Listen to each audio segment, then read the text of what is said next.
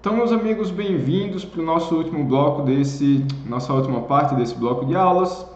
Vamos continuar quanto ao objeto da ADI e da ADC. Primeira coisa que eu chamo a atenção de vocês é que a gente já falou que se a ADI e a ADC tem determinado objeto, o STF ele fica preso a julgar aquele objeto. Então, se eu estou falando dos artigos 5, 6 e 7, 5º, 6º e 7º de determinada lei, o STF não vai poder simplesmente ir buscar ali o artigo 8º e dizer que ele também é inconstitucional. Não.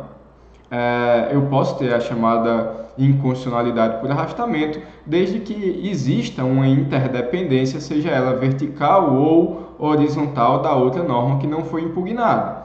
Que ela não tenha mais sentido lógico nenhum de permanecer no ordenamento se aquela norma que tomava por base foi retirada. Mas aí, meus amigos, a gente segue na análise do objeto do controle de constitucionalidade da ADI e da ADC. O controle da ADPF é um pouquinho diferente e a gente vê ainda nessa parte da aula. Mas vamos lá. Primeiro, para que eu possa fazer um controle de constitucionalidade por ADI ou ADC, eu preciso fazer um exame de 3 aspectos daquele ato normativo. Primeiro, se ele é material, ou seu aspecto material, ou seja, eu vou examinar se o conteúdo, a natureza desse ato normativo, se ele pode ser declarado inconstitucional. Basicamente, eu vou olhar se está ferindo a Constituição de uma maneira direta, porque se não estiver, eu faço controle de convencionalidade, controle de legalidade, qualquer outra coisa que não necessariamente o controle de constitucionalidade. Eu vou dar uma olhada também no seu caráter temporal, eu vou olhar quando que aquele ato foi publicado. Por que, professor? Eu vou olhar quando aquele ato foi publicado. Eu não posso fazer um controle preventivo, pessoal, estou olhando um controle concentrado abstrato. Então, o ato, via de regra, ele já tem que ter sido publicado, sim.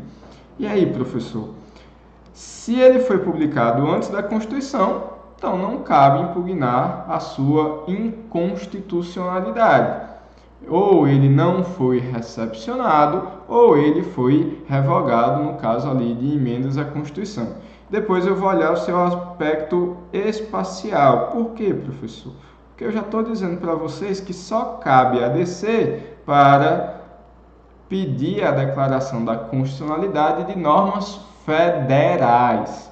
Ponto. Não tem nada mais. Federal. Já a ADI cabe contra atos federais e estaduais. Cabe contra a norma distrital, William? Cabe, desde que seja uma norma distrital de natureza estadual. Se for uma norma distrital de natureza municipal, não cabe ADI. Tudo bem? Então eu tenho que olhar para a matéria, que tipo de norma, que é a matéria que ele está regulando, a norma, o seu próprio conteúdo. Eu tenho que olhar para o tempo que essa norma foi publicada e eu tenho que olhar para a norma espacial, lembrando que a ADC só regra federal, ADI federal e estadual. E aí, professor? E aí que eu tenho que lembrar para vocês que uma das diferenças da ADI e ADC para a DPF é que a ADI e a ADC vai caber apenas contra lei ou ato normativo dotado de generalidade e abstração. Dê um exemplo, William, de um ato normativo dotado de generalidade e abstração que não seja uma lei, uma medida provisória. Um decreto regulamentar do presidente da República. Regulamentar não, perdão. Um decreto autônomo do presidente da República. Então, são normas que não são leis, mas têm condão de generalidade e abstração. Segundo, pessoal, eu só posso discutir esse ato normativo, seja ele lei ou qualquer outro nome que ele tenha, se ele for vigente e eficaz. Se já tiver sido revogado, se entende que a ADI e a ADC não tem mais o que ser feito. Eu não preciso mais discutir a constitucionalidade ou inconstitucionalidade dessa norma. Já decaiu o porquê de existir do controle, da ação do controle. Além do mais, eu tenho que violar diretamente a constitucionalidade, porque se ele viola antes da Constituição um outro ato normativo, como eu já falei para vocês, cabe controle de convencionalidade, cabe um controle de legalidade e não de constitucionalidade. Contudo, pessoal, é tanta coisa que pode ser controle de ADI e de ADC, que é mais fácil a gente olhar pelo sentido negativo. O que é que não pode ser objeto de ADI e ADC. Então, basicamente, pessoal, atos tipicamente regulamentares. Então, se é um ato tipicamente regulamentar, que vai exorbitar os limites do seu regulamento, não tem uma violação direta à Constituição. Então, será caso de controle de legalidade ou de controle de convencionalidade. Então, para não ser regulamentar, tem que ter generalidade e abstração e tem que estar diretamente ligado à Constituição. E aí, poderá ser impugnado por ADI. Cuidado, pessoal, com a chamada inconstitucionalidade consequente ou por arrastamento. Mas, nesse caso, eu não estou falando da inconstitucionalidade do ato por si, mas simplesmente porque ele perde a sua razão de existir, porque o ato que lhe dá sustentação foi retirado do ordenamento. Então, normas constitucionais originárias. Professor, posso pedir a inconstitucionalidade de uma norma originalmente constitucional? Da própria Constituição, votado pelo poder constituinte originário? Não, pessoal, não encontro limites jurídicos, formais, àquela norma constitucional que foi votada ali. Portanto, eu não posso fazer um controle de constitucionalidade. William, mas eu posso fazer um controle de uma emenda? Da emenda tranquilamente, mesmo que ela já tenha sido incorporada à Constituição, mas a emenda ela não está resguardada pelo chamado princípio da unidade da Constituição Federal. Além disso, pessoal, eu não vou discutir aquelas leis com efeitos concretos já exauridos. Por quê, professor?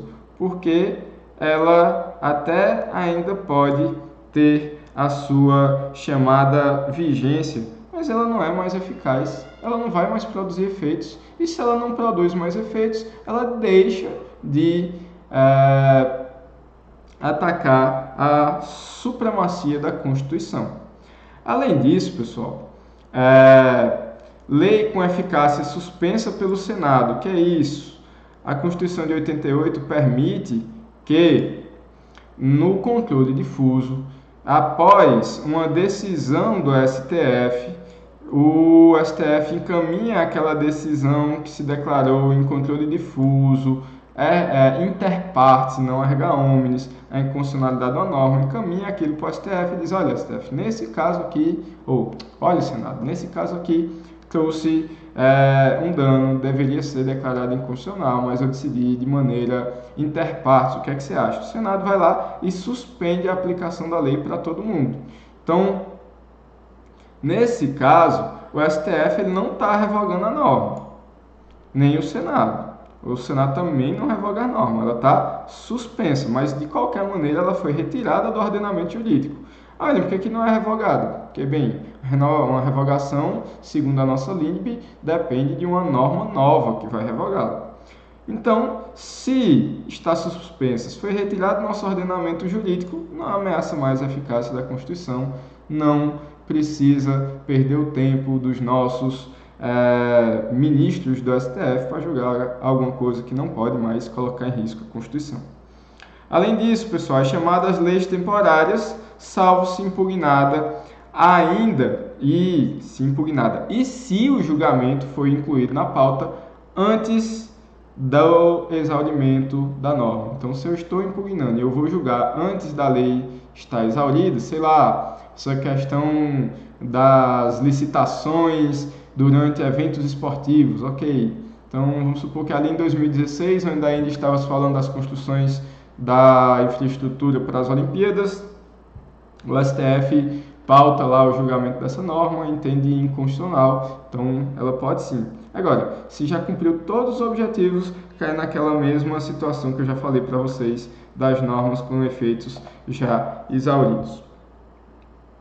William, deu um exemplo daquela lei com efeito exaurido. Uma LOA, uma lei orçamentária anual. Ela tem efeitos concretos, ela vai dizer o que vai ser gasto naquele ano e o ano já passou. Aí eu não posso mais declarar a inconstitucionalidade dos dispositivos daquela LOA. E aí, pessoal, as normas já revogadas. Então, se eu já tenho uma lei nova que foi superou aquela lei que trazia inconstitucionalidade, não há que se falar de um controle de constitucionalidade. Cuidado com aquele caso que eu já falei para vocês do Distrito Federal, que a Câmara Distrital começou a votar, votou e aprovou uma lei nova com um caráter idêntico à que estava sendo discutida, só para trancar a pauta e não poder ser julgada aquela DI.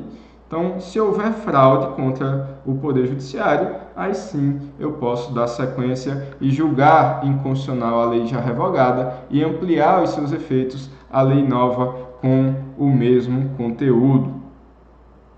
William, e se foi revogada, mas não avisou ainda o STF que estava revogada e a ADI foi julgada, o que acontece? Aí aquela norma foi declarada inconstitucional e o julgamento permanece idêntico. Inclusive, se a lei revogadora também tem o mesmo conteúdo, se aplica a mesma linha de raciocínio. E aí, para terminar, pessoal, por hoje, eu falo a vocês apenas para ter cuidado, que também não é objeto de ADI nem de ADC, aquela norma declarada inconstitucional pelo plenário do STF. Então, seja no controle difuso, seja no controle concentrado, entende-se hoje o próprio STF toma essa decisão que eu não posso mais declarar constitucional ou inconstitucional. Então, salvo, seja no controle difuso, seja no concentrado, salvo nos casos que a declaração da constitucionalidade, se houver mudança fática jurídica que justifique reapreciação. Foi aquele caso da lei dos crimes hediondos que eu já falei para vocês. As circunstâncias mudaram, o amadurecimento mudou do nosso ordenamento jurídico, já não se podia permitir aquele tratamento de proibir a progressão de regime nos crimes hediondos. Houve uma mudança fática no nosso ordenamento, então aquela mesma situação que já tinha sido julgada, sua constitucionalidade lá atrás, pode ser levada mais uma vez. William, se tivesse sido declarada inconstitucional, aí, meus amigos, já tinha sido afastado do ordenamento jurídico, já foi, ato jurídico perfeito, não há mais que se falar em revogar a inconstitucionalidade. Tudo bem? Pessoal, obrigado pela atenção de vocês, espero em breve estar postando mais conteúdos. Lembro a vocês que, por enquanto, eu vou suspender o uso do Zoom.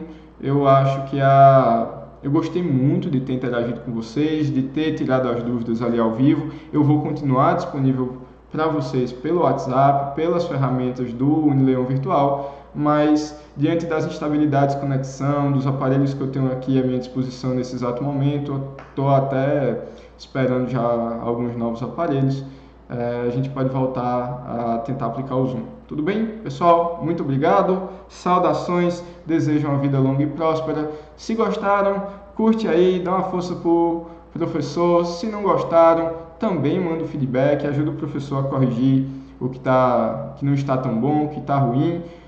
Eu aprendo muito com vocês, sinto falta dos nossos encontros presenciais. Até breve.